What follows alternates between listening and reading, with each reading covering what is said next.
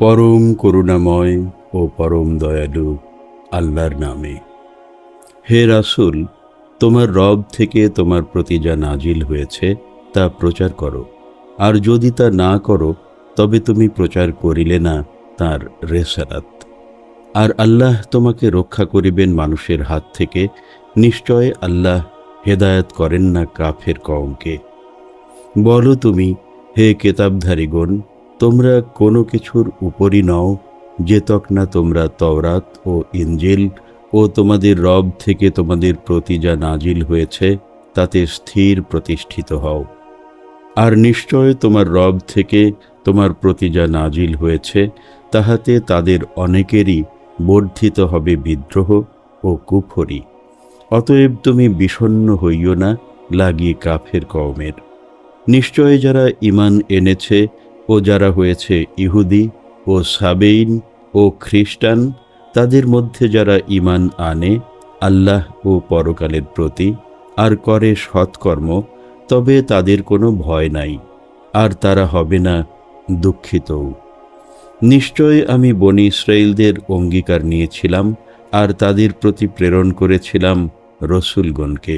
যখনই তাদের কাছে আসিত কোনো রাসূল এমন কিছু নিয়ে যা তাদের মনোপুত নয়, তখনই তারা তাদের এক দলকে বলিতে লাগিল মিথ্যাবাদী ও আর এক দলকে করিতে লাগিল হত্যা। আর তারা ধারণা করেছিল যে হবে না কোনো বিপদ, সুতরাং তাহারা হয়ে গেল অন্ধ ও বধির। তারপর আল্লাহ তাহাদের ক্ষমা করিলেন, পুনরায় তাদের অনেকেই হয়ে গেল অন্ধ ও বধির। আর যা তাহারা করছে তদ্বিষয়ে আল্লাহ প্রত্যক্ষকারী। অবশ্যই তারা কুফরি করেছে যারা বলে, নিশ্চয় মরিয়ম নন্দন মসীহ আল্লাহ, অথচ মসীহ বলেছিল, হে বনী ইসরাইল, ইবাদত করো আল্লাহর, যিনি আমার রব আর রব তোমাদেরও। অবশ্যই যে আল্লাহর শরিক করে, নিশ্চয় তার লাগি আল্লাহ হারাম করেছেন জান্নাত, আর দোজখই তাহার বাসস্থান, আর জালেমদের লাগি নাই কোনো সাহায্যকারী। অবশ্যই তারা কুফরি করেছে যারা বলে, আল্লাহ তিনের মধ্যে তৃতীয়, অথচ নাই কোনো মাবুদ এক আল্লাহ ছাড়া। আর তারা যা বলে, যদি তা থেকে বিরত না হয় তবে তাদের মধ্যে যারা কাফের তাদের অবশ্যই স্পর্শ করিবে শাস্তি যন্ত্রণাপ্রদ।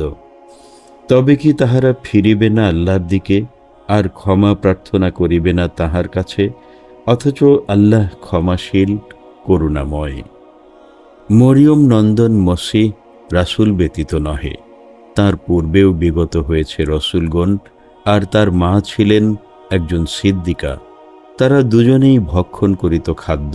লক্ষ্য করো আমি কি রূপে তাদের জন্য ব্যক্ত করছি আয়াতসমূহ, আর এটাও লক্ষ্য করো যে তারা কোথায় ফিরে যাচ্ছে।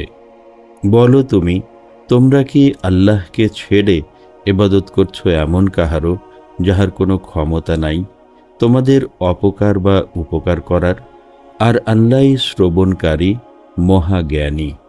বলো হে কেতাবীগণ, তোমরা অন্যায়ভাবে স্বীয় ধর্মে করো না সীমা অতিক্রম, আর করো না সেই কওমের প্রবৃত্তির অনুসরণ যারা পূর্বে হয়েছিল বিপথগামী, আর অনেককেই করেছিল বিপথগামী, আর তারা বিচ্যুত হইয়াছিল সোজা পথ থেকে। বনী ইসরায়েলদের মধ্যে যারা কুফরি করেছিল, দাউদ ও মরিয়ম পুত্র ঈসার নিজ মুখে তারা হয়েছিল লানতকৃত। এটা এই জন্যে যে তারা নাফরমানি করেছিল আর করেছিল সীমা লঙ্ঘন। তারা যে দুষ্কর্ম করিত তদ্বিষয়ে বারণ করিত না কেহ তাহাদেরে। নিশ্চয় তারা যা করত তা নিকৃষ্টতর। তুমি তাহাদের অনেককেই দেখিতে পাইবে বন্ধুত্ব করিতে সাথে কাফেরদের।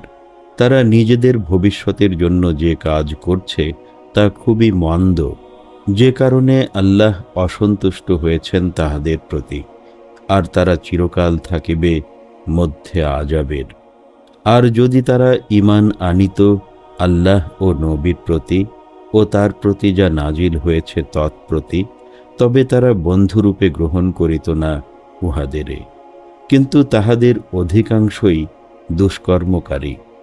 তুমি সব মানুষের মধ্যে মুমিনদের প্রতি অধিক শত্রুতা সাধনে পাইবে ইহুদি ও মুশরিকদেরে, আর মানুষের মধ্যে মুমিনদের সাথে বন্ধুত্বে তুমি অধিক নিকটতর পাবে তাহাদেরে যারা বলে আমরা নাসারা, কারণ তাদের মধ্যে আছে অনেক বিদ্বান ও সংসার বিরাগী সাধু লোক, যেহেতু তাহারা করে না অহংকার। আর যবে তাহারা শোনে রাসূলের প্রতি যা নাজিল হয়েছে তার কথা, তখন সত্যকে চেনার কারণে তুমি তাহাদের চোখ থেকে অশ্রু প্রবাহিত হতে দেখবে। তারা বলে, হে মোদের রব, আমরা ঈমান এনেছি, অতএব সাক্ষীদের সাথে লিপিবদ্ধ করে রাখুন আমাদেরে। আর আমাদের কি হয়েছে যে আমরা আল্লাহর প্রতি আর সত্য থেকে যা এসেছে মোদের কাছে বিশ্বাস স্থাপন করিব না তৎপ্রতি? আর আমরা চাই যে দাখিল করুন মোদের রব আমাদেরে সাথে সৎকর্মশীলদের। অনন্তর তারা বলেছিল, তজ্জন্য আল্লাহ প্রতিদান রূপে তাহাদেরে দান করিবেন জান্নাত, যার নিচ দিয়ে প্রবাহিতা আছে স্রোতস্বিনী সমূহ। তন্মধ্যে তাহারা থাকিবে অনন্তকাল, আর ইহাই প্রতিদান সৎকর্মশীলদের লাগি। আর যারা কুফরি করে আর করে আমার আয়াতমালার প্রতি অসত্যারোপ, তারাই হইবে জ্বলন্ত দোজখের অধিবাসী। নিশ্চয় আল্লাহ সত্য বলেছেন।